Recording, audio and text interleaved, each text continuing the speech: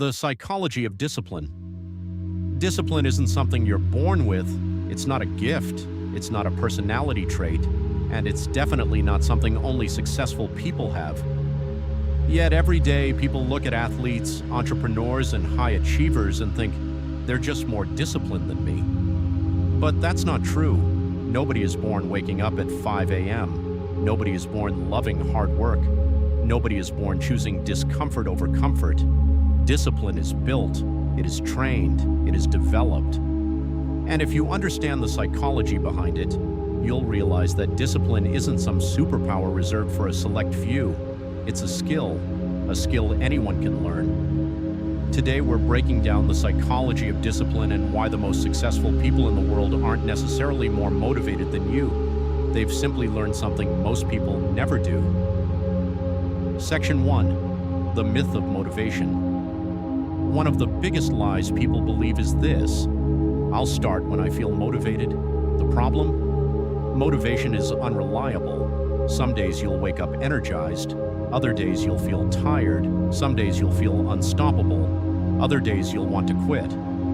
If your success depends on motivation, your results will always be inconsistent. Think about the people who achieve extraordinary things. Do you think they feel motivated every day? Absolutely not. The difference is they don't wait for motivation. They act regardless. Because discipline begins where motivation ends. Motivation says, I'll do it when I feel like it. Discipline says, I'm doing it because I said I would. And that single shift changes everything. Because successful people understand a secret. Action creates motivation far more often than motivation creates action. Most people wait to feel ready.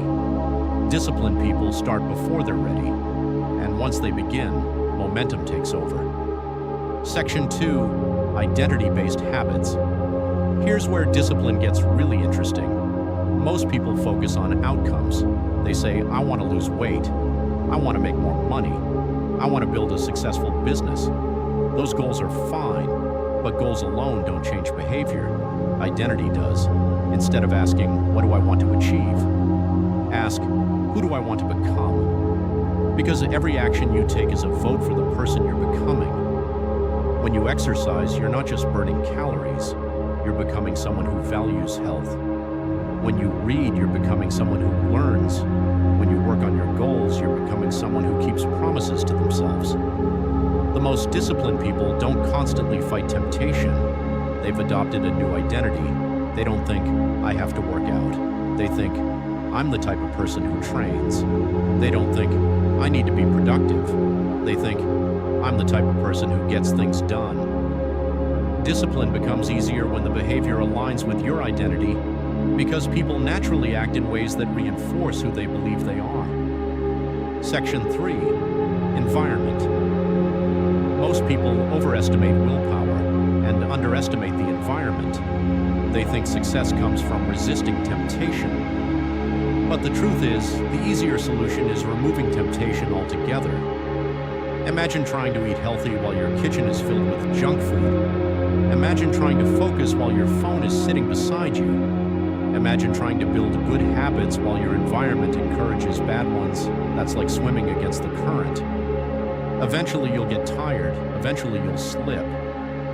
The most disciplined people don't rely on endless self-control. They create environments that make success easier. They remove distractions.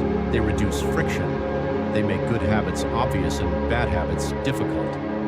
Because environment silently shapes behavior. If your surroundings support your goals, discipline becomes easier. If your surroundings fight your goals, discipline becomes exhausting. Success often has less to do with willpower than it does with design. Design your environment, and your habits begin to follow. Section 4. Repetition. Here's something most people misunderstand about discipline. Discipline isn't built during big moments, it's built during small ones. Every time you keep a promise to yourself, discipline grows. Every time you follow through when it's inconvenient, discipline grows. Every time you choose long-term progress over short-term comfort, discipline grows. Think about lifting weights. Nobody becomes strong from one workout. Strength comes from repetition. The same is true psychologically. Every disciplined action strengthens your mental muscles. At first, it feels difficult. You have to force yourself. You have to think about it. You have to resist distractions. But over time, something changes. The behavior becomes automatic.